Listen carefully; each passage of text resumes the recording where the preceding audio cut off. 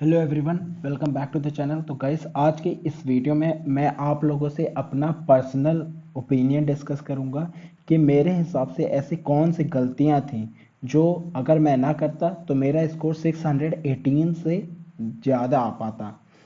तो चलिए शुरू करते हैं। तो वीडियो का टाइटल हमारा है what were the mistakes which I think I wouldn't have done during my NEET preparation. तो गाइस, सबसे पहला पॉइंट जो मैं आप लोगों के साथ डिस्कस करूंगा, जो कि मेरे हिसाब से आजकल जितने भी नीट एस्पिरेंट्स सभी यही करते हैं कि वो क्या करते हैं कि स्टडी फ्रॉम सिंगल सोर्स।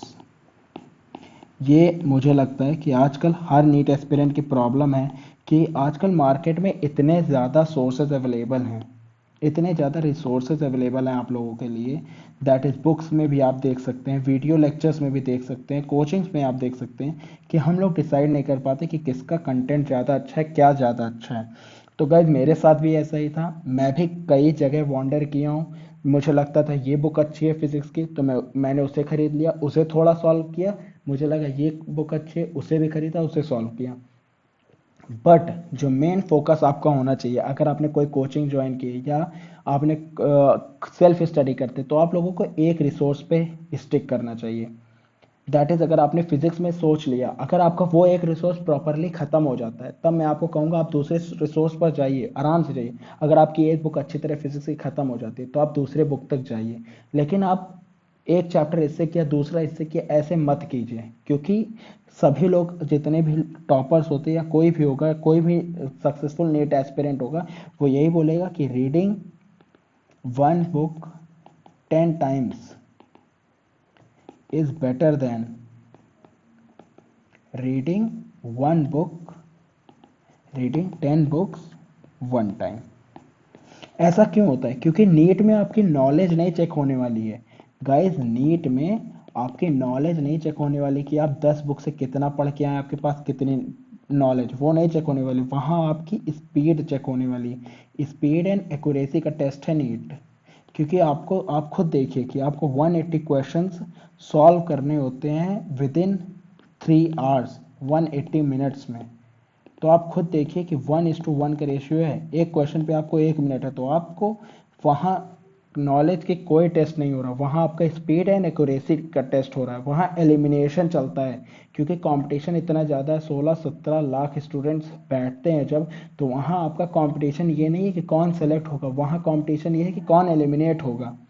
इस चीज़ के लिए बनता है। तो आप लोगों को सबसे पहली चीज़ जो मेरे एक्सपीरियंसेस से लर्न करनी चाहिए, क्योंकि गाइस जो सक्सेसफुल है वो बता सकता है कि उसने क्या चीज़ की होती कि और ज़्यादा उसे उस फील्ड में सक्सेस मिल जाती या उसके और ज़्यादा स्कोर आते। जैसे मेरा 618 स्कोर था नीट 2021 में। मैं आज एक एमबीबीएस स्टूडेंट हूँ, बट क्या ऐसी चीज़ होती जो कर लेता मैं तो शायद मेरा स्कोर ज़्यादा होता। वो एक चीज़ थी कि मैंने 11th में सबसे बड़ी गलती की थी कि मैं मल्टीपल सोर्सेज से स्टडी करने की सोचता था। मैंने कोचिंग ज्वाइन की थी, मेरे पास कोचिंग का मॉड्यूल था, लेकिन उन पर विश्वास न करना मेरी सबसे बड़ी गलती हुई मुझसे। मैंने नोट्स कभी नहीं दूसरों के देखे। मैंने केमिस्ट्री, फिजिक्स, बायो, जो नोट्स मेरे टीचर्स ने पढ़ाया, फैकल्टी ने पढ़ाया कोचिंग्स में, मैं उसी पर स्टिक था। लेकिन बुक्स के मामले में, क्वेश्चन सॉल्विंग के मामले, मैंने कई बुक्स रेफर की और एक बुक को मैंने रिवाइज नहीं किया। ये गलती मेरे से हो गई। दूसरी चीज़ क्या मैंने की? दूसरी चीज़ मैंने की कि मैंने क्लास 11th में एनसीईआरटी बायो को टच ही नहीं किया। एनसीईआरटी बायो को टच ही नहीं किया मैंने क्लास 11th में। ये एक गलती मेरे से हो गई क्लास 11th में कि मैंने 11th क्लास में एनसीईआरटी बायो को एकदम इग्नोर कर दिया, जिसके लिए मुझे क्लास 12th में एक्स्ट्रा एफर्ट्स देने पड़े। शायद अगर मैं क्लास 12th में वो एक्स्ट्रा एफर्ट्स ना देता तो आज मेरा सिलेक्शन भी ना होता और आज मैं एक एमबीबीएस स्टूडेंट भी ना होता। तो गाइस, ये चीज़ आप लोगों के लिए बहुत ज़रूरी है कि आप लोगों को बायो में, स्ट्रिक्टली बायो में, आप लोगों को एनसीईआरटी बाय हार्ट फॉलो करनी है। एनसीईआरटी आप लोगों को बाय हार्ट फॉलो करनी है।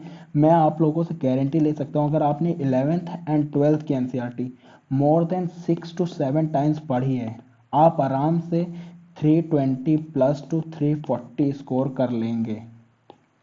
320 to 340 आप आराम से स्कोर कर लेंगे। क्योंकि मेरा नीट में 325 था और मुझे पता है कि मैंने 12th क्लास में पूरी 11th क्लास की एनसीईआरटी, पूरी 12th क्लास की एनसीईआरटी फिनिश की है और मुझे इतनी मतलब कॉन्फिडेंस था उस चीज़ पर। मेरा कोचिंग्स में स्कोर कम आता था, मेरा मॉक टेस्ट में 225 स्कोर आता था। खैर ये चीज़ मैं आप लोगों को बायो में, खैर ये चीज़ मैं आप लोगों को नेक्स्ट वीडियो में बताऊंगा, किसी और वीडियो में बताऊंगा कि कैसे मैंने अपना स्कोर 225 टू 325 लाया नीट में। बट मैंने जब एनसीईआरटी पर एकदम स्टिक हो गया, मुझे ये पता चल गया कि एनसीईआरटी बेस है, एनसीईआरटी से ही क्वेश्चन आएगा, तो मैंने सारी बुक्स ट्वेल्थ में अवॉइड कर दी, क्योंकि मुझे पता था कि टाइम वेस्ट करने का मेरे पास कोई रीज़न नहीं है, क्योंकि मुझे ट्वेल्थ क्लास में ही अपना 11th भी ख़त्म करना है और ट्वेल्थ भी ख़त्म करना है। क्योंकि मैं एक फ्रेशर था, फ्रेशर इन द सेंस कि मैंने ट्वेल्थ बोर्ड्स के साथ ही मेरे को अपना नीट भी देना था, और मुझे ये था कि मेरे को इसी साल सिलेक्शन चाहिए, चाहे जैसे भी चाहिए। गाइज आप लोग रैंकर की मैं बात नहीं कर रहा, जो जिन्होंने रैंकर प्रिपरेशन की उनकी बात नहीं कर रहा मैं, लेकिन जिन्हें ये है कि मुझे सिलेक्शन चाहिए, वो ये चीज़ ज़रूर ट्राई करें कि आप एनसीईआरटीज़ पर एकदम स्टिक कर जाइए। मैं आप बिलीव मी, आप लोग कभी इस चीज़ से रिग्रेट नहीं करेंगे कि क्यों मैंने सिर्फ एनसीईआरटी पढ़ी थी, काश कोई और बुक पढ़ी होती। क्योंकि वो आपको स्कोर आराम से 320 टू 340 लेगा, अगर आप थोड़ा सा एग्ज़ाम के टाइम थोड़ा आराम से आप रिलैक्स करके पेपर अटेम्प्ट करेंगे, तो आप एलिमिनेशन से इवन 350 भी स्कोर कर सकते हैं, और उससे ज़्यादा भी कर सकते हैं। Depend on the paper, depends on your day कि आपने जो क्वेश्चन, क्योंकि आप कोचिंग में मॉक टेस्ट देंगे, मान लीजिए मॉक टेस्ट देंगे और मॉक टेस्ट का जब आप एनालिसिस करेंगे तो उसमें कुछ आपको न्यू क्वेश्चंस दिख गए, तो वो क्वेश्चन तो आपके दिमाग में रहेगा। कई सोच लीजिए कि वही मॉक टेस्ट का वो न्यू क्वेश्चन आपके एग्जाम में आ गया, तो आपके हो सकता है 360 भी मार्क्स आ सकते हैं। तो गाइज आप लोगों को दूसरा पॉइंट जो मैं आप लोगों के लिए शेयर करूंगा अपने तरफ से, दैट इज आप लोगों को एक सोर्स पर टिके रहना है बायो के लिए, that is NCERT. Plus coaching के जो मॉक टेस्ट होते हैं, कोचिंग का मॉक टेस्ट का जो भी नया क्वेश्चन होता है बायो का, उसे आपको अपनी एनसीईआरटी में लिख लेना है। इससे क्या होगा कि आपका कभी भी कोई भी एक्स्ट्रा क्वेश्चन भी नहीं छूटेगा। क्योंकि गाइस कोचिंग, कोई भी कोचिंग हो, मैं किसी भी ऑनलाइन इंस्टीट्यूट हो या ऑफलाइन इंस्टीट्यूट हो, मैं किसी की बात नहीं कर रहा, सभी अपना बेस्ट देने की कोशिश करते हैं आप लोगों को, जैसे कि आप लोगों वो अपना बेस्ट रिजल्ट आप लोगों को दे पाए, अपना बेस्ट एफर्ट्स आप लोगों को दे पाए। तो इसलिए आप लोग किसी भी कोचिंग को ज्वाइन करिए तो उनके पेपर्स के एनालिसिस जरूर करें और न्यू क्वेश्चंस को एक्सट्रैक्ट कर लें वहाँ से और अपनी एनसीईआरटी में लिख लें। इससे आपका क्या होगा कि आपका न्यू क्वेश्चन भी प्रिपेयर हो गया और आपकी एनसीईआरटी आपके टिप्स पे है। ये था सेकेंड पॉइंट।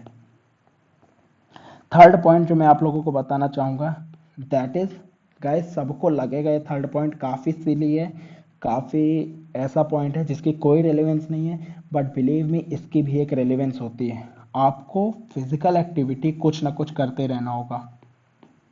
ये चीज़ मैंने बिल्कुल अवॉइड कर दी थी ट्वेल्थ क्लास में, तो मैं आप लोगों को सच बता रहा हूँ, ट्वेल्थ क्लास में मैंने फिजिकल एक्टिविटी की ही नहीं, कोई फिजिकल एक्टिविटी नहीं करता था मैं अपने चेयर पे बैठा पढ़ा, टेबल चेयर पे बैठा पढ़ा, खत्म। कोई फिजिकल एक्टिविटी नहीं करता था। इसकी वजह से क्या होता है कि आपका मेंटल स्ट्रेस डेवलप होने लगता है आपके ब्रेन में, उसके वजह से भी आप लोगों को प्रॉब्लम हो सकती है। तो मेंटल स्ट्रेस ना डेवलप हो इसके लिए आप लोगों को फिजिकल एक्टिविटी करते रहना चाहिए। कुछ भी कर लीजिए आप, 15 मिनट्स वॉक कर लीजिए, आप 30 मिनट वॉक कर लीजिए, जितना भी आप लोगों के पास टाइम है। आप मॉर्निंग में कर सकते हैं, कुछ इवनिंग में कर सकते हैं, जैसा भी है, लेकिन आपको एक्सरसाइज करनी चाहिए। एक्सरसाइज है कोई भी फिजिकल एक्टिविटी, इससे आपका मेंटल स्ट्रेस खत्म होगा। और ट्राई करिए मेडिटेशन के लिए, अगर आप कर सके तो। वैसे आप अगर फिजिकल एक्सरसाइज कोई भी कर रहे हैं तो दैट सफिशियंट। नेक्स्ट मैं आप लोगों को एक और अपने तरफ से पॉइंट डिस्कस करना चाहूँगा जिसे मैं मानता हूँ कि वो मेरी सबसे बड़ी प्रॉब्लम थी, दैट इज़ मैं एनालिसिस नहीं करता था। मैं एनालिसिस बहुत कम करता था, इसकी वजह से मुझे काफ़ी प्रॉब्लम हुई। इवन दो मैंने नीट के 3 to 4 मंथ्स में ये चीज़ शुरू कर दी थी, लास्ट 3 to 4 मंथ्स में कि मैं एनालिसिस करना शुरू कर दिए थे, लेकिन मुझे तब रियलाइज़ हुआ कि मुझे एनालिसिस फ्रॉम फर्स्ट डे, जब से मैंने प्रिपरेशन स्टार्ट की थी 11th क्लास से, जितने भी पेपर होते हैं उन सभी के एनालिसिस करना चाहिए था और एक मिस्टेक बुक बनाना चाहिए था। तो गाइज ये भी आप चीज़ मुझसे सीख सकते हैं कि आप लोगों को एक एनालिसिस एक सारे टेस्ट की करनी चाहिए, चाहे वो छोटा टेस्ट है आपका बड़ा टेस्ट है, क्योंकि आपको नहीं पता नीट में कौन सा क्वेश्चन रिपीट होने वाला। सारे टेस्ट की एनालिसिस करिए और एक मिस्टेक बुक बना लीजिए। Mistake book in the sense कि आप एक कॉपी में अपनी गलतियाँ लिख लीजिए। हर सब्जेक्ट की आप अलग अलग बना सकते हैं, उनमें अपनी मिस्टेक्स लिख लीजिए, और जब भी आपका कोई भी एग्जाम हो अगर उस टॉपिक का आ रहा है तो आप उसको एक बार रिव्यू कर लीजिए।